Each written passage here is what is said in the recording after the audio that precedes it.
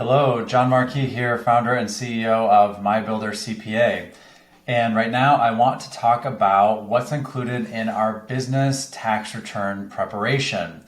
So it is designed to be included on any of our plans. So the goal of our offering is you to have a one-stop shop for all of your needs, everything from transaction entry, bookkeeping, financial reporting, all the way up to tax preparation. So for business tax prep, we're willing to prepare returns for 1120, which would be a standard C corporation, 1120S, which is someone who's made an S corp election, 1065 partnership or multi-member LLC, and then also we can do a 1040 Schedule C for those who might be a sole member LLC or a sole proprietorship.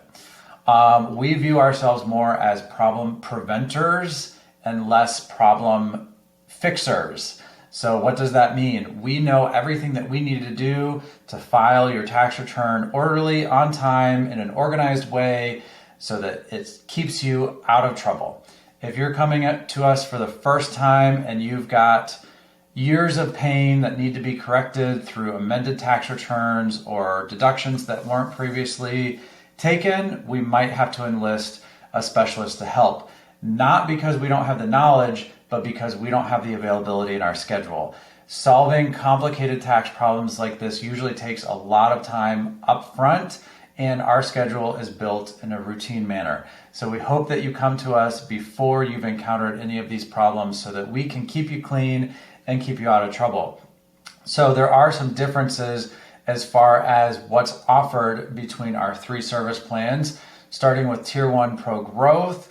That one is going to give you the fastest turnaround for your tax prep. We're looking at probably about a week between the time we get all of your documents and the time you're viewing a first draft of your tax return.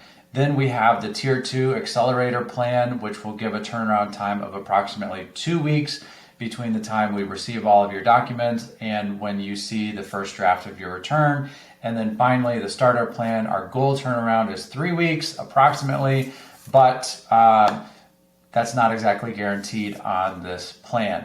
That would be between the time we get your last document and the time you see the first draft of your return.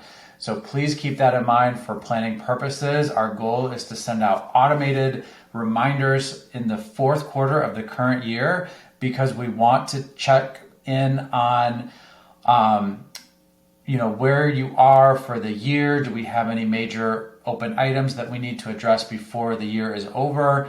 And there are some other things that go into tax prep that might not necessarily go on the income tax return, namely the 1099s that have to be delivered to recipients by January 31st. So our automated email will check in during the fourth quarter of the year and give you a heads up of how the tax deadlines will work for the coming tax season.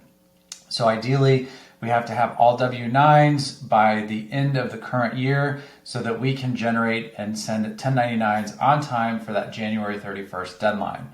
Once January 31st hits, that's when we can start looking at your income tax prep.